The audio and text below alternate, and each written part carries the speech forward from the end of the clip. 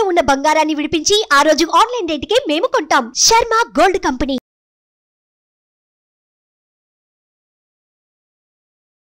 Hi, welcome to our channel. ఈరోజు మనతో పాటు ఉన్నారు భారతీ శంకరపీఠ వ్యవస్థాపకులు శ్రీ అన్నవరపు తిరుపతి మూర్తి అవధాని గారు. నమస్కారం గురువు గారు. ఓం శ్రీ మహాగణాధిపతయే నమః. సార్, ఏప్రిల్ 8వ తేదీన సూర్యగ్రహణం అయితే ఉంది. రాహుగస్త సూర్యగ్రహణం అని అంటున్నారు. నిజంగా అది భారతదేశం మీద ప్రభావం చూపిస్తుందా? మన వాళ్ళు ఎటువంటి నియమాలు పాటించాలి? ఒకవేళ లేకపోతే ఏ దేశం మీద ఈ ప్రభావం చూపిస్తుంది అంటారు? ముఖేష్ గారు, నాకు ఇక్కడ అర్థం కాని విషయం ఏంటంటే, లేని దాని గురించి ఎందుకు ఇంత డిస్కషన్ అని. అంటే లేకపోయినా కూడా మనం ఓకే, అది ఒప్పుకుంటా. నేను ఎక్కడుందనే విషయం చెప్తాను. మన చంద్రగ్రహణం కూడా అంతే. మనకు లేకపోయినా చాలా నియమాలన్నీ కూడా మనం చెప్పవలసిన పరిస్థితులు వచ్చినాయి. ఎందుకు చెబుతున్నాం? మనకు లేనిది మనకు ఎందుకు అంట. ఓకే, అసలు అది మంది కాదు, మనకు లేదు. మనది కాంది మనకు లేనిది మనం ఎందుకు పూసుకుంటున్నాం? నాకు అది అర్థం కాని విషయం. చాలా ఇవి చూస్తుంటాం. ఇంకో 2-3 రోజులు వస్తాయి సూర్యగ్రహణానికి ఈ నియమాలు ఆ నియమాలు అని చెప్పి వస్తూ ఉంటాయి. ఎవరిని మనం అభ్యపెడుతున్నాం నాకు అర్థం కావట్లేదు. అంటే సూర్యగ్రహణం ఉన్నదంటే ఉంది, ఓకే, లేదా అంటే లేదు. అంటే మన భారతదేశానికి లేదు, అమెరికా ఆసియా అటువైపు వాళ్ళకి ఉంది. మనకు లేనప్పుడు మనం దాని గురించి ఆలోచించాల్సిన అవసరం లేదు. First of all 2. కానీ దీని యొక్క ప్రభావం కొన్ని దేశాలు చూస్తాయి. భారతదేశం మినహాయించి మిగిలిన దేశాలు అయితే దారుణాలే చూస్తాయి. అంటే రక్తపాతాలు, జలపాతాలు, అది ఎట్లయినా అనుకోండి, దారుణాలు చూస్తాయి. అంటే ఒక భారత యుద్ధం అనేటువంటిది ఏ రకంగా జరిగిందో అటువంటిది అయితే మనం చూస్తామండి. అదేంటంటే ఎవరిని భయపెట్టట్లా. వ్యాస భగవానుడు అన్న మాట ఇది. కురుక్షేత్ర రణరంగం జరగడానికి ముందు 15 రోజులలో 2 గ్రహణాలు రావడం. చంద్రగ్రహణం, ఇప్పుడు సూర్యగ్రహణం. సూర్య చంద్రగ్రహణం రావడం వేరు, ఓకే. చంద్ర సూర్య గ్రహణం రావడం వేరు, ఓకే. అది కూడా ఈ యుగం అయిపోయింది ఇక్కడికి. అంటే మామూలుగా మీ అందరికి ఉగాది అంటారు. అవును, మేము యుగాది అంటాం దాన్ని. ఎస్. అంటే మళ్ళీ ఇది మనం చూడం కదా, కాబట్టి మేము యుగాది దీనికి ప్రారంభంగా అంటుంటాం. ఈ యుగం అయిపోయింది కదా. అవును. అంటే ఒకదాన్ని పూర్తిగా కూడా క్లోజ్ చేసేస్తుంది, సంపూర్ణం చేస్తుంది. ఆ సంపూర్ణ స్థితిలో ముందు చంద్రగ్రహణం శుక్లపక్షంలో, తర్వాత కృష్ణపక్షం సూర్యగ్రహణం ఈ రావటం అనేటువంటిది కొన్ని దేశాలు ఈ కృష్ణపక్షంలో ఉండేటువంటి చీకటిని చూస్తారండి. అమావాస్య చీకటిని దారుణంగా చూస్తారు.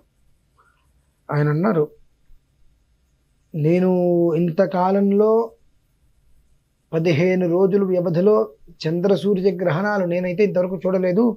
దాని యొక్క ప్రభావం అనేటువంటిది చాలా అంటే విపత్కర పరిస్థితులు అయితే నాకు కనిపిస్తున్నాయని చెప్పి వ్యాస మహర్షి అన్నారండి. ఈ భారత యుద్ధం జరగడానికి కొన్ని రోజుల ముందు అటువంటిదైతే మనం ఒక రకమైన యుద్ధ వాతావరణ, యుద్ధ ప్రతిపాదికనైతే మనం ఖచ్చితంగా దేశాంతరాలలో మనం చూస్తాం. అది విదేశాలకి అటువైపు ఉంది.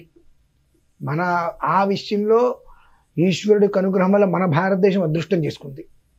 ఓకే, కాబట్టి మనం ఎలాంటి కంగారు పడవలసిన అవసరం లేదు. కాకపోతే మనకి సంబంధించినటువంటి వ్యక్తులు అన్ని రకాల దేశాలలో ఉన్నారు కాబట్టి అక్కడున్న వాళ్ళు ఎవరికి కూడా ఎలాంటి ఇబ్బందులు కలగద్దని మనం కోరుకుందాం. ఓకే. అంటే నా వాళ్ళకి ఇబ్బంది కలగద్దు, బయట వాళ్ళకి ఎవరికి ఇబ్బంది కలిగిన నష్టం లేదనుకుంటే నష్టం అని ఎవరికైనా ఒకటే. అంటే గుడ్డి కన్నా మెల్లొత్తమం కాబట్టి జరిగేటువంటి దాన్ని అంత జరగకుండా కొంచెంలో తప్పిపోయి పెను ప్రమాదం రాకుండా ఉండాలని మాత్రం మనం కోరుకోవడంలో తప్పులేదండి. అంటే మనం స్వార్థంతో కూడుకున్న మనస్తత్వాలు అయితే కనుక నేను బాగుండాలని కోరుకుంటాము. అవును.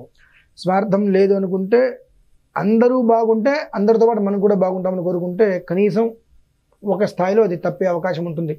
కానీ బహువిధంగా మాత్రం ప్రమాదాలు విదేశాలకైతే గట్టిగానే ఉన్నాయండి, అందులో ఎలాంటి సందేహము లేదు. ఆ ఒక్క విషయంలో ఏ రకంగానో భగవంతుడు మన దేశానికి మాత్రం అభ్యుదయాన్ని ఇచ్చాడు. ఆ ఒక్క విషయంలోనే.